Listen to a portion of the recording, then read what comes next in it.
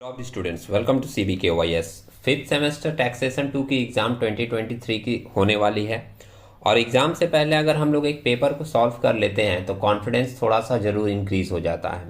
Question को समझ लेने के बाद एक पेपर सॉल्व करने के बाद भले ही ऐसा लगे स्टूडेंट को कि हम पूरा का पूरा सही नहीं कर पाएंगे, लेकिन एक कॉन्फिडेंस ये ज़रूर इंक्रीज़ होता है कि पूरा सही ना भी कर पाएँ तो एटलीस्ट पेपर हम लोग अटेंड कर पाएंगे। तो इसी बात को ध्यान में रखते हुए अभी हमने आपके सामने एक पेपर रखा है। ये पेपर आपका 2021 का है। ध्यान रखिएगा कि पेपर के जो क्वेश्चन है चैप्टर्स के उसी तरीके के रहेंगे, लेकिन मार्क्स डिस्ट्रीब्यूशन थोड़ा कम या ज़्यादा हो सकता है, क्योंकि ये जो पेपर 2021 का है ये इस समय ऑनलाइन एग्ज़ाम हुई थी, तो मार्क्स थोड़े बहुत ऊपर नीचे करके दिए गए थे। मतलब किसी क्वेश्चन का मार्क्स बहुत बढ़ा के दे दिया, 10 मार्क्स का दे दिया, लेकिन अभी जब वो क्वेश्चन आएगा तो 5 मार्क्स का ही आ सकता है। तो ये सारी चीज़ें रहेगी, लेकिन पेपर का जो पैटर्न कांस्टेंट रहेगा इन सेंस ऑफ क्वेश्चंस। जैसे सिलेबस के अंदर जो चैप्टर्स हैं उसके क्वेश्चन किस तरीके के होंगे ये हम लोग इसमें देख सकते हैं। ये जो क्वेश्चन हमने सेलेक्ट किया है वो आपके विकास मुंद्रा एंड विक्रम मुंद्रा सर के बुक से सेलेक्ट किया है। प्रयास टैक्सेशन 2 की बीकॉम की बुक आती है, तो इसलिए बहुत सारे थ्योरी के क्वेश्चन में आप देखोगे नीचे पेज नंबर भी मेंशन है कि इस पेज में जाकर आप वो क्वेश्चंस को पढ़ सकते हैं। वैसे थ्योरेटिकल एरिया में हम लोग अभी जाएंगे नहीं, हम लोग इसका प्रैक्टिकल सम्स को देखेंगे कि वो प्रैक्टिकल वाले सम्स किस चैप्टर से पूछे गए हैं और उसको किस तरीके से प्रिपेयर किए गए हैं। सराउंडिंग में आपको कुछ नॉइज भी मिल सकती है, हम लोग उसको अवॉइड करते हुए चलेंगे।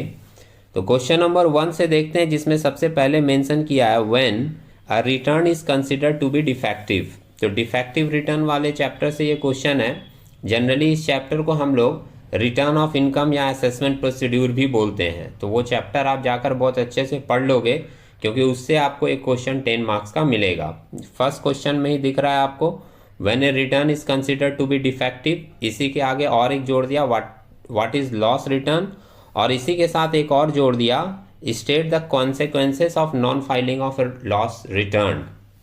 लॉस रिटर्न को नॉन फाइल करने का क्या क्या कॉन्सिक्वेंसेस हो सकता है। तो ये तो पूरी की पूरी जैसे आपको लग रही है कि ये थ्योरेटिकल क्वेश्चन है और हम लोगों को थ्योरी लिखना होगा, लेकिन एक बात मैं ऑलरेडी पहले भी बोल चुका था, मैं फिर से रिपीट करता हूँ कि इस चैप्टर से ये बहुत ही डीप चैप्टर है, बहुत इंपॉर्टेंट, और 10 मार्क्स का क्वेश्चन इससे देना कोई बड़ी बात नहीं है।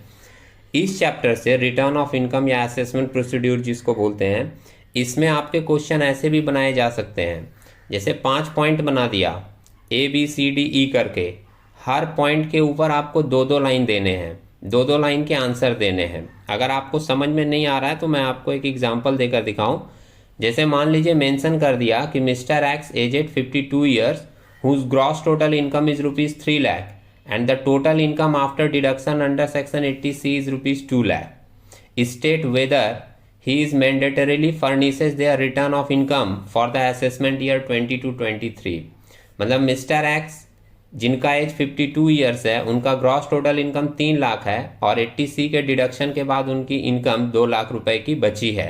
तो क्या उनके लिए रिटर्न फाइल करना कंपलसरी या मैंडेटरी है या नहीं, बस ये स्टेटमेंट आपको देना है। या फिर सेकंड लाइन मेंशन कर दिया, ये क्वेश्चन आपके इसी चैप्टर से और ऐसे पॉइंट बना बनाकर ज़्यादा देने का चांसेस बनता है। दूसरा एक क्वेश्चन आपको मेंशन कर दिया कि mister X has only a salary income during the previous year which form he required to submit. Mister X के पास प्रीवियस ईयर में सिर्फ एक सैलरी इनकम थी, तो कौन से फॉर्म को सबमिट करके वो अपना रिटर्न फिलअप करेंगे। तो उनके लिए होगा ITR 1 सहज बोलकर जो फॉर्म है वो उनको फिलअप करना पड़ेगा। तो फॉर्म कितने तरीके के हैं, कौन कौन से लोगों के लिए कौन कौन सा फॉर्म फिलअप करना है, वो वाला पार्ट आपको अच्छे से पढ़ लेना है। किस पर्सन के लिए मैंडेटरी है, किस पर्सन के लिए मैंडेटरी नहीं है, कौन से केस में रिटर्न फाइल करना मैंडेटरी है, कौन से केस में रिटर्न फाइल करना मैंडेटरी नहीं है, ये वाला पार्ट आप अच्छे से पढ़ लेंगे। और इसी में एक क्वेश्चन आपसे पूछा जा सकता है कि mister Rahman a salaried employee of Calcutta based company having taxable income of ₹4 lakh suppose for the previous year 21-22 whose due date of filing return is 30th November. तो आपको बात बताना ये है कि उसमें जो due date of filing return दे दिया 30 नवंबर, क्या वो सही है या गलत, मतलब किस किस पर्सन के लिए due date of filing return कौन कौन सा हो सकता है, ये वाली चीज आपको इसमें पढ़ के रखनी है। तो 3 क्वेश्चन अगर आप बहुत अच्छे से पढ़ोगे तो उसमें पॉइंट वाइज बनाकर भी क्वेश्चन दिया जा सकता है। कौन कौन से, कि किसके केस के लिए मैंडेटरी है वो, कौन से लोग कौन सा फॉर्म फिलअप करेंगे वो, और किस पर्सन के लिए कौन सा due date of filing return होता है वो। इन तीनों के ऊपर क्वेश्चन बनाए जा सकते हैं, एक एक दो दो नंबर के। तो ये क्वेश्चन जो 1 नंबर है पूरा स्ट्रेट फॉरवर्ड थ्योरी है, इसके साथ आप वो वाले पॉइंट को भी ध्यान में रख लें तो ज़्यादा सही रहेगा। अब हम लोग देखते हैं सेकंड नंबर क्वेश्चन किस चैप्टर से पूछा गया है। तो सेकंड नंबर चैप्टर जो है ये आपके इंटरेस्ट वाले चैप्टर से पूछा गया है। इस बार 10 नंबर का पूछ दिया, हो सकता है आपके एग्जाम में 5 मार्क्स का ही पूछे, लेकिन इंटरेस्ट वाले चैप्टर से भी आपको एक क्वेश्चन एग्जाम में मिलेगी। ये हम लोगों का सॉल्यूशन बेस्ड है, सम्स बेस्ड है, तो हम लोग इसको पढ़कर देखते हैं सॉल्यूशन किस तरीके से की गई है। मेंशन कर रहा है mister Goswami submitted his return on 25 July 2022 for the assessment year 22-23। 25 जुलाई को ये अपना रिटर्न फिलअप कर रहा है। The following particulars are furnished by him for the previous year 21-22। Information क्या क्या दिया है, tax payable on the assessed income mention कर दिया कि इतने का टैक्स पेबल हुआ है। टीडीएस भी मेंशन कर दिया, टैक्स डिडक्टेड एट सोर्स कितने की है।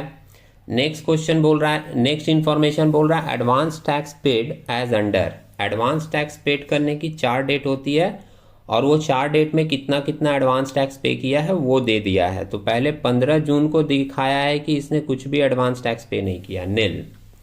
15 सितंबर 21 को 18,500 का, 15 दिसंबर को 16,125 का और 15 मार्च को 25,250 का।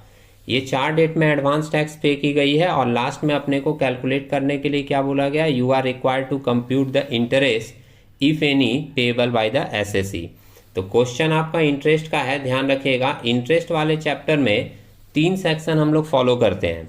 एक होता है 234A, दूसरा होता है 234B और तीसरा होता है 234C। क्वेश्चन ये अराइज हो जाता है, हम लोग कैसे समझेंगे कि कौन से वाले सेक्शन से हम लोगों को फॉलो करके सम्स बनाने हैं। तो अगर एक सिंपल इंडिविजुअल का रहता है तो हम लोग जनरली 234A फॉलो करते हैं इंटरेस्ट कैलकुलेशन के लिए। अगर एडवांस टैक्स वाला क्राइटेरिया दिया रहता है तो उसमें हम लोगों को 234B और 234C फॉलो करना पड़ता है। तो इसलिए ये हम लोगों का एडवांस टैक्स वाला क्राइटेरिया है। सम्स पढ़ के समझ में आ गया तो हम लोग 234B और 234C वाला क्राइटेरिया फॉलो करके कैलकुलेशन करेंगे। अब देखिए सॉल्यूशन में किस तरीके से मेंशन किया गया है। सबसे पहले लिख रहा है computation of interest under section 234B। ये समझ आ गया कि 234B कब फॉलो कर रहे हैं, जब हमारा एडवांस टैक्स वाला क्राइटेरिया दिया रहेगा तब। अब मेंशन कर रहा है टैक्स एंड सेस पेएबल, तो ये तो सम्स में दिया था 103,950। इसमें से टीडीएस माइनस कर देंगे, टैक्स डिडक्टेड एट सोर्स, तब हम लोगों को मिल जाएगा एसेस टैक्स, मतलब रियल में कितना टैक्स हम लोगों को देना है, जो कि आया है 67,500। अब एडवांस टैक्स वाले इंटरेस्ट का प्रोविजन बोलता है कि जितना भी आपका एसेस टैक्स है एटलीस्ट 90% इसका आप लोगों को पेमेंट कर देना पड़ेगा। यानी इसका 90% आपका एडवांस टैक्स में पेमेंट हो जाना चाहिए, तब आपके ऊपर इंटरेस्ट चार्ज नहीं होगा। लेकिन अगर 90% तक आप इसका एडवांस टैक्स पे नहीं किए हैं तब आप इंटरेस्ट चार्ज के क्राइटेरिया में फॉल कर जाओगे। तो इसलिए एसेस टैक्स जो वैल्यू आया है इसका 90% पहले फाइंड आउट किया गया।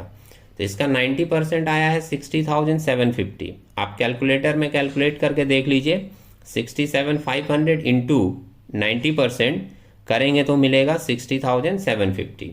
अब ये 60,750 आपका 90% आया और हम लोग पेड कितना किए ये सम्स में दिया था, तो जोड़कर यहाँ पर दिखा दिया इन्होंने। एडवांस टैक्स पेड कितना 18,500 प्लस 16,125 प्लस 25,250, ये सम्स में दिया हुआ है। ये तीनों को ऐड करके आ रहा है 59,875। तो हम लोगों का 90% वैल्यू है 60,750 और टोटल एडवांस टैक्स हम लोग पे कर रहे हैं 59,875। तो 90 के बराबर दिख नहीं रहा, इसलिए ये पर्सन इंटरेस्ट के क्राइटेरिया में फॉल कर जाएगा। अब कितने अमाउंट का कम पेमेंट हुआ, कितने अमाउंट का शॉर्टफॉल हुआ, उतने अमाउंट पे इनको इंटरेस्ट पेमेंट करना पड़ेगा। नीचे की लाइन में देखिए मेंशन कर दिया, since advance tax paid by the firm is less than 90% of the asset tax, section 234B is applicable. ठीक है, अब शॉर्टफॉल कितने की हुई, तो advance tax less advance tax paid, तो आपका एसेट टैक्स जो यहाँ पर आया था, एसेट टैक्स ये वैल्यू है 67,500 की, और इसमें से एडवांस टैक्स पेड हुआ था 59,875, इसको माइनस कर देंगे तो आपको वैल्यू मिलेगा कि कितने का शॉर्टफॉल हुआ, वो आया है 7625। अब 7625 के ऊपर हम लोग अगर राउंड ऑफ अप्लाई करेंगे तो इसको 7,600 के अंदर ले लेते हैं, मतलब एक्स्ट्रा जो भी पार्ट होता है उसको हटा दिया जाता है as per provision of the act. और कितने महीने की पीरियड डिफॉल्ट हुई है, यहाँ दिखाई गई है 4 महीने की। ये 4 महीना पीरियड ऑफ डिफॉल्ट क्यों दिखाया गया, क्योंकि एडवांस टैक्स वाले इंटरेस्ट के कैलकुलेशन में हम लोग जो काउंटिंग लेते हैं वो अप्रैल से लेते हैं, मतलब जब आपका ईयर स्टार्ट होता है, और इनका due date of filing return मतलब पेमेंट का डेट जो दिखाया गया है सम्स में, वो कब दिखाया गया है, ये जुलाई में दिखाया गया है, ये सम्स में है। तो अप्रैल मई जून जुलाई जो 4 महीना एक्स्ट्रा हुआ वो हम लोगों का हो जाएगा पीरियड ऑफ डिफॉल्ट, जो यहाँ दिखा दिया गया है कितना, 4 मंथ। अब जो हम लोग इंटरेस्ट लेते हैं वो 1% के हिसाब से लेते हैं, तो 7,600 आया आपका शॉर्टफॉल, इस पे इंटू कर देंगे 1%, और 4 महीने का लेना है इसलिए कर देंगे इंटू 4, और करके हम लोगों का वैल्यू आ गया है 304। ये हम लोगों का आ गया इंटरेस्ट अंडर सेक्शन 234B। यहाँ ध्यान रखेंगे कि 1% जो रेट है वो पर मंथ का है, पर एनम का नहीं, इसलिए 4/12 नहीं कीजिएगा कभी भी।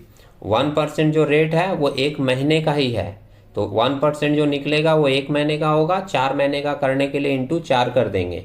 वो कॉन्सेप्ट अप्लाई मत कीजिएगा कि 4 महीने का करना है तो 4/12 कर दे, क्योंकि जब 4/12 किया जाता है तो उसमें जो रेट होती है वो पर एनम की होती है, और ये जो 1% रेट है ये पर मंथ की रेट है। ठीक है, अब देखते हैं इसमें interest payable under section 234C का कैलकुलेशन किस तरीके से हुआ। तो सबसे पहले इंस्टॉलमेंट ऑफ एडवांस टैक्स यहाँ मेंशन किया गया, 4 इंस्टॉलमेंट में हम लोग एडवांस टैक्स पे करते हैं। ये जो 4 कॉलम बनाए गए हैं वो 4 डेट हैं, 15 जून का, 15 सितंबर का, 15 दिसंबर का और 15 मार्च का। 4 डेट में हम लोग एडवांस टैक्स पे करते हैं। रेट ऑफ एडवांस टैक्स अपना होता है 15%, 45%, 75% और 100%। ध्यान रखेंगे कि इस 45% में ये 15% इंक्लूड रहता है, और इस 75% में ये 45% इंक्लूड रहता है, और इस 100% में ये 75% इंक्लूड होता है। तो amount payable as advance tax कितना कितना वैल्यू आ रहा है हम लोगों का, 10,125, वो जो अपना एसेट टैक्स था ना उसके ऊपर 15% लिया गया, उसके ऊपर 45% लेंगे तो आएगा 30,375। एसेट टैक्स जो आया था लास्ट पेज में उसका 75% आप निकालोगे तो आएगा 50,625, और जो एसेट टैक्स टोटल था 67,500 उसका 100% यहाँ ले लिया गया, कितना, 67,500। ये तो हम लोग निकालें amount payable as advance tax, और सम्स में दिया था कि अमाउंट पेड हम लोगों ने कितना कितना करा है। तो फर्स्ट वाले डेट में मेंशन किया था सम्स में कि कुछ भी पेड नहीं किया, तो यहाँ डैश कर दिया गया। सेकंड वाले में मेंशन किया था 18,500, तो 18,500 लिख दिए। थर्ड वाले में सम्स में मेंशन किया था एडवांस टैक्स पे किए 34,625, और फोर्थ वाले में 100% 59,875 दिखा दिए टोटल हम लोग। अब इसमें से शॉर्टफॉल निकालें, तो पहले वाले में तो माइनस करके पूरा ही शॉर्टफॉल आ गया 10,125। सेकंड वाले में 13,375 से 18,500 माइनस करोगे तो वैल्यू आपको मिल जाएगा 11,875। थर्ड वाले केस में 16,000 का, और फोर्थ वाले केस में माइनस करके मिल रहा है 7,625 का। ये हो गया हम लोगों का शॉर्टफॉल। इसको भी हम लोग राउंड ऑफ कर देंगे, तो राउंड ऑफ करने के लिए एक्स्ट्रा वाला पार्ट जो भी होता है उसको हटा के इन टर्म्स ऑफ 100 ले लेते हैं। तो इसमें 25 हटा के 10,100 ले लिए। सेकेंड वाले केस में 75 हटा के 11,800 ले लिए। 13,000 थर्ड वाला केस तो आपका राउंड ऑफ था ही 16,000, और फोर्थ वाले केस में लेनी है 7,600। अब अंडर सेक्शन 234C का प्रोविज़न अगर आप लोग देखोगे तो आपको मिलेगा कि इसमें फर्स्ट 3 केसेस में 3-3 महीने का डिफ़ॉल्ट पीरियड लिया जाता है और लास्ट वाले केस में 1 महीने का डिफ़ॉल्ट पीरियड लिया जाता है। तो इसलिए ये जो लिखा है ना पीरियड ऑफ डिफ़ॉल्ट, ये एज पर रूल है। फर्स्ट वाले केस में 3 मंथ्स, सेकेंड वाले केस में 3 मंथ्स, थर्ड वाले केस में 3 मंथ्स और लास्ट वाले केस में 1 मंथ। अब हम लोग 1% के हिसाब से इंटरेस्ट चार्ज कर दिए, तो 10,100 का 1% निकालोगे और इंटू 3 करोगे तो आपको वैल्यू मिल जाएगा 303। सेकेंड वाले केस में 11,800 का 1% निकालोगे और इंटू 3 करोगे तो आपको मिल जाएगा 354। थर्ड वाले केस में 16,000 इंटू 1% करोगे और इंटू 3 करोगे 3 मंथ्स का तो आपको मिल जाएगा 480। और फोर्थ वाले केस में 7,600 इंटू 1% इंटू 1 करोगे तो आपको मिल जाएगा 76। और ये चारों जो आपका इंटरेस्ट आया, इन चारों को ऐड कर दोगे तो आपको total interest payable under section 234C मिल जाएगा कितने का, 1213 का। अगर मान लीजिए सम्स को 5 मार्क्स का किया गया तो ये 234C फिर देगा नहीं, आपको 234B वाला पार्ट ही देगा, उतना ही करके छोड़ देना है यहाँ तक। और अगर मान लीजिए सम्स में एडवांस टैक्स नहीं देकर सिर्फ एक सिंपल इंफॉर्मेशन देकर आपको बोल दिया गया कि इंटरेस्ट फाइंड आउट करो एक इंडिविजुअल का, तो उसमें आप 234A वाला सेक्शन अप्लाई करके सिंपल कैलकुलेशन दिखा दोगे। अब हम लोग देख लेते हैं कि थर्ड नंबर पार्ट में क्या क्वेश्चन है। तो आप देख रहे हो कि ये 10 मार्क्स का थ्योरी का क्वेश्चन पूछ दिया गया। थ्योरी वाले क्वेश्चन में आप लोग ध्यान रखिएगा कि थ्योरी वाले क्वेश्चन में जरूरी नहीं कि एक एक क्वेश्चन 10-10 नंबर का दे दे, शॉर्ट नोट्स वगैरह 2 देता है तो 5 नंबर का भी हो सकता है। लेकिन आप यहाँ देख लीजिए क्या क्या क्वेश्चन पूछा गया था। एक 10 पूछा गया है, दूसरा summary assessment, self assessment, TDS. हाँ, तो टीडीएस और पैन दोनों ऐसा चैप्टर है कि दोनों मिलाकर उससे आपको 5 मार्क्स का थ्योरी का क्वेश्चन तो मिलने का चांस बना ही रहता है, टीडीएस और पैन। और दोनों के अंदर 2-2 थ्योरी के क्वेश्चन है, सिंपली आप लोग देख सकते हैं। अब देखते हैं क्वेश्चन नंबर 4, ग्रुप ए के क्वेश्चन नंबर 4 में जो क्वेश्चन यहाँ पर दिया गया ये एडवांस टैक्स का है। तो चलिए, इंटरेस्ट वाले सम्स में भी एडवांस टैक्स का जिक्र हुआ था, ये क्वेश्चन भी आपको एडवांस टैक्स का मिल रहा है। एक बार देख लेते हैं पढ़ के कि सम्स के अंदर क्या क्या मेंशन किया है। Fatima resident of India, aged 64 year. Age भी मैटर करता है क्योंकि टैक्स लाइबिलिटी हम लोग एज के हिसाब से कैलकुलेट करते हैं। Furnishes the following particulars for the year ended March 31, 2021। आगे मेंशन कर रहा है total income excluding lottery income. तो टोटल इनकम आपका दे दिया है 15,10,000 का, इसमें लॉटरी इनकम नहीं है। नीचे अलग से बताया है lottery income receive during April 2020 63,000, net of tax 30%। एक बात ध्यान रखेंगे, जो स्टूडेंट्स ऑलरेडी बहुत प्रैक्टिस किए हैं उनके दिमाग में होगा कि जब भी कोई कैजुअल इनकम दिया जाता है जिसमें lottery income, crossword puzzles, card games, gambling and betting, TV का गेम शो से जो हम लोग पैसा जीतते हैं, ये सारे इनकम को हम लोग कैजुअल इनकम बोलते हैं। कैजुअल इनकम जब भी दिया रहता है तो वो टैक्स काट के दिया रहता है। तो टोटल इनकम कैलकुलेशन में हम लोग इसको नेट वाला फिगर नहीं दिखाकर ग्रॉस वाला फिगर दिखाते हैं। और ये दिखाने का एक सिंपल तरीका होगा कि 63,000 जो है वो 30% काट के मिला है, मतलब ये 63,000 रिप्रेजेंट कर रहा होगा 70% को। तो हम लोग 63,000 डिवाइडेड बाई 70% करेंगे कैलकुलेटर में, तो आपको इसका फुल वैल्यू मिल जाएगा, ग्रॉस अमाउंट। या फिर आप 63,000 डिवाइडेड बाई 70 इंटू 100 करोगे तो भी आपको इसका फुल वैल्यू मिल जाएगा। तो जब भी हम लोग टोटल इनकम दिखाते हैं तो इसका फुल वैल्यू निकाल कर दिखाते हैं और उसके बाद टैक्स लायबिलिटी में अलग से फिर इसका टैक्स कैलकुलेट करके शो करते हैं। जितने भी कैजुअल इनकम रहेंगे वो टैक्स काट के दिए रहेंगे, तो आप ध्यान रखिएगा कि उसको फुल वैल्यू पर ले जाकर दिखाना है। अगर मान लो यहाँ बोल देता कि और भी कुछ टैक्स कटा है और 30% के जगह 30.9% कट गया, तो आपके ध्यान में होना चाहिए कि तब मेरा जो बचा हुआ अमाउंट होगा वो 70% नहीं होगा। 30.9% कटने के बाद जो हमारा बचा हुआ अमाउंट होगा वो 69.1% को रिप्रेजेंट करेगा। आगे देखिए क्या इंफॉर्मेशन है। तो लिखा है tax deducted at source including TDS on lottery income during the year 51,600। तो टीडीएस अपना जो कटा है वो दे दिया है और ये टीडीएस में मेंशन कर दिया है कि वो जो लॉटरी इनकम वाला टैक्स है ना, वो भी इंक्लूड है। तो जब ये हम लोग दिखाएंगे तो ध्यान रखेंगे कि इसमें लॉटरी इनकम वाला टैक्स भी कट जाएगा। आगे क्या बोला है, compute the instalment along with the dates of advance tax payable. तो एडवांस टैक्स का डेट तो अभी आप यहाँ पर देख लिए हो, एक अल्टरनेटिव का रेट भी आप यहाँ देख लिए थे ऊपर वाले सम्स में, है ना। अभी इसी रेट और इसी डेट को फॉलो करके हम लोग अपना एडवांस टैक्स दिखाएंगे, लेकिन सबसे पहले ये निकालना पड़ेगा कि एडवांस टैक्स देना कितना होगा। अब एडवांस टैक्स कितना देना है, इसके लिए आपको सिंपल अपनी टैक्स लायबिलिटी निकालनी होगी। तो मेंशन कर रहे हैं यहाँ, computation of total income of Mrs Fatima for the previous year 21-22, income other than lottery 15,10,000 का आपका इनकम था। लॉटरी इनकम देखिए यहाँ पे निकाला है ना, 63,000 डिवाइडेड बाई 70% किया तो फुल वैल्यू आ गया कितने का, 90,000 का। मतलब इसने 90,000 की पूरी लॉटरी जीती थी। ये दोनों इनकम को ऐड करके कितना वैल्यू आ गया, ग्रॉस टोटल इनकम 16 लाख। और इसको कोई भी अंडर सेक्शन 80 का डिडक्शन नहीं मिला, इंफॉर्मेशन ही नहीं था सम्स में, इसलिए लिखा गया less deduction under chapter Roman 6A नील। तो टोटल इनकम आ गया कितने का, 16 लाख का। अब हम लोग इस पे निकालेंगे टैक्स लायबिलिटी कितनी होगी। जो टैक्स लायबिलिटी निकलता है वही हम लोगों को एडवांस टैक्स के रूप में पेमेंट करना पड़ता है। Computation of tax liability of Mrs Fatima for the previous year 21-22। तो लॉटरी इनकम के ऊपर तो फ्लैट 30% लगेगा, इसलिए 90,000 के ऊपर 30% दिखा दिया गया।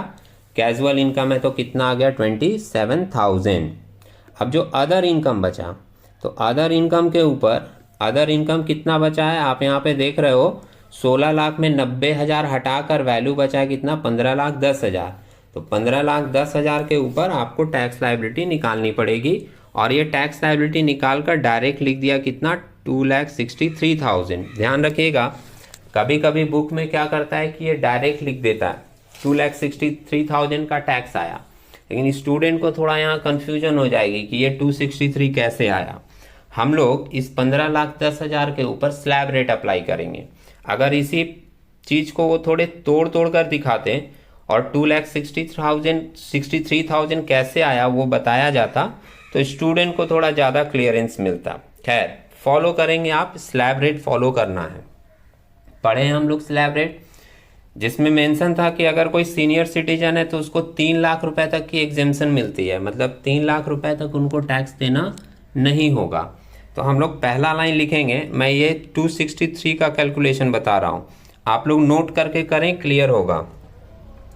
अप टू 3 लाख लिख देंगे नील, 3 लाख तक कोई भी टैक्स नहीं लगेगा क्योंकि ये सीनियर सिटीजन है, एज हम लोग शुरू में ही पढ़ लिए थे। 3 लाख से 5 लाख तक जितना एक्स्ट्रा अमाउंट होता है जो कि आपका 2 लाख होगा, उस 2 लाख के ऊपर देना पड़ेगा 5%। तो 2 लाख का 5% आप निकालोगे तो वैल्यू आएगी कितने की, 10,000 की। 5 लाख से 10 लाख तक जो वैल्यू होता है एक्स्ट्रा, उसके ऊपर चार्ज किया जाता है 20%। तो 5 लाख से 10 लाख तक वैल्यू आपको 5 लाख मिलेगा। 5 लाख का 10% आप 20% आप चार्ज करोगे तो वैल्यू आएगा कितने का, 1 लाख का। तो पहले हम लोग लिखें फर्स्ट कॉलम में नील, सेकंड वाला हम लोगों का निकला 10,000 और थर्ड वाले में थर्ड कॉलम में कितना मिलेगा, 1 लाख। 10 लाख तक की कैलकुलेशन हो गई। अब इसके बाद 10 लाख के ऊपर जितना इनकम होता है उसके ऊपर चार्ज किया जाता है 30%। 10 लाख के ऊपर हम लोगों का इनकम 15,10,000 तक है, तो 5,10,000 जो एक्स्ट्रा होगा, इस 5,10,000 के ऊपर 30% चार्ज करेंगे। तो वो 30% वैल्यू हम लोगों का मिलेगा 1,53,000। अब आपके पास 3 फिगर हैं, 10,000 की है, 1 लाख की है और 1,53,000 की है। इन तीनों को आप जब ऐड करोगे तो आपको वैल्यू मिल जाएगा 2,63,000 का टोटल टैक्स बैलेंस इनकम के ऊपर। अब 2,63,000 प्लस 27,000 दोनों को जोड़ दिए तो टैक्स लायबिलिटी कितने का आ गया, 2,90,000 का। इसमें इसको कोई भी रिबेट नहीं मिलेगा क्योंकि रिबेट के लिए हम लोग पढ़ चुके हैं कि रिबेट सिर्फ उन्हीं लोगों को मिलता है जिनकी इनकम 5 लाख के नीचे होती है। तो कोई भी रिबेट इनको नहीं मिलेगा, इसलिए यहाँ पर दिखा दिया डैश और इनकम कितना दिखाया, 2,90,000 का। इस 2,90,000 के ऊपर इनको 4% का हेल्थ एंड एजुकेशन सेस देना पड़ेगा। ये हम लोग जानते हैं कि हेल्थ एंड एजुकेशन सेस सबके लिए अप्लीकेबल है। तो हेल्थ एंड एजुकेशन सेस 2,90,000 का 4% निकालें, जो कि वैल्यू आ गया कितना 11,600। और ये ऐड करने के बाद जो वैल्यू आया है वो हम लोगों का आया है कितना 3,01,600 का। और सम्स में मेंशन था कि टीडीएस कटा है इनका 51,600 का। तो टीडीएस 51,600 माइनस करने के बाद जो नेट टैक्स लाइबिलिटी आ रहा है, जिसको हम लोग advance tax to be paid भी बोल सकते हैं, वो कितना आ गया 2,50,000 का। अब ये 2,50,000 को हम लोग 4 अलग अलग रेट को फॉलो करके 4 अलग अलग डेट में पेमेंट किस तरीके से दिखाते हैं वो एज पर रूल यहाँ पर मेंशन कर दिया गया। तो इसके लिए 2 अल्टरनेटिव है। 10 मार्क्स का क्वेश्चन है तो दोनों अल्टरनेटिव दिखाना ज्यादा सही रहेगा मेरे ओपिनियन में। अब देखिए अल्टरनेटिव 1 और 2 दोनों के लिए डेट सेम है, इसलिए डेट का कॉलम एक ही रखेगा। 15/6/2021 15 जून को पहला केस बोलता है कि 15% आपको पे करना होगा। तो 2,50,000 का आपका एडवांस टैक्स है, उसका 15% निकालकर दिखा दिया गया 37,500। सेकेंड अल्टरनेटिव में भी सेम ही 2,50,000 का 15% दिखा दिया गया कितना 37,500। सेकेंड में जब 15 सितंबर को पेमेंट होता है तो 15 सितंबर को 30% ऑफ टोटल वैल्यू पे किया जाता है फर्स्ट केस में। तो 2,50,000 का 30% आप निकालोगे, वैल्यू मिल गया 75,000। सेकेंड केस में देखिए कैलकुलेशन करने का तरीका अलग है, वैल्यू आपका सेम आएगा। सेकेंड केस में 45% लेते हैं हम लोग, तो 45% ऑफ 2,50,000 निकालोगे, लेकिन उस 45,000 में ऊपर वाला 15% भी इंक्लूड रहता है, इसलिए 2,50,000 का 45% निकालने के बाद जो ऊपर वाली वैल्यू है 37,500 की, वो माइनस करके तब नेट वैल्यू दिखाया जाता है, जो कि आया कितना 75,000। तो प्रेजेंटेशन अलग है, रेट अलग है, लेकिन जब फाइनल फिगर आप एडजस्ट करोगे तो आपको दोनों ही केसेस में फिगर जो है वो सेम ही दिखेंगे। थर्ड केस आप यहां देखो तो 2,50,000 का 30% लिया है 15 दिसंबर का डेट में, और इस केस में भी आप देखिए 2,50,000 का 75% निकाला जाएगा, लेकिन उस 75% में ऊपर वाला दोनों फिगर इंक्लूड होता है, इसलिए माइनस कर दिया गया 37,500 और माइनस कर दिया गया 75,000। तो अल्टीमेटली यहां पर भी आपको वैल्यू कितना मिलेगा 75,000। और लास्ट वाले केस में 15 मार्च को जब लिया जाता है तो फर्स्ट केस में 2,50,000 का 25% लिया जाता है, जो कि आपका वैल्यू आया 62,500। और यहां पर सेकेंड केस में 2,50,000 का 100% लिया जाएगा, लेकिन उस 100% में ऊपर वाला सारा फिगर इंक्लूड होता है। तो 2,50,000 का 100% आप निकालोगे तो 2,50,000 मिलेगा, और उसमें से ये 37,500, 75,000 और 75,000 माइनस करके आप नेट देखोगे तो आपको 62,500 ही वैल्यू मिलेगी। और इसके बाद टोटल अगर हम लोग देख रहे हैं तो फर्स्ट केस में भी 250 का एडवांस टैक्स हो रहा है और सेकेंड केस में भी 250 का एडवांस टैक्स हो रहा है। तो इस चीज को आप लोग एक बार नोट करके कर लें तो आपको क्लियरेंस थोड़ा और अच्छे से मिल पाएगा। ग्रुप बी के जो क्वेश्चन है ये हम लोग एक नेक्स्ट सेट में डिस्कस करेंगे, तो आप लोग तब तक इसको नोट कर लें। सेकेंड वाले ग्रुप बी के जो भी क्वेश्चन है इसमें भी आपके टोटल इनकम के क्वेश्चन मिलते हैं, उस क्वेश्चन के साथ हम लोग नेक्स्ट सेट में मिलेंगे। तब तक के लिए टेक केयर।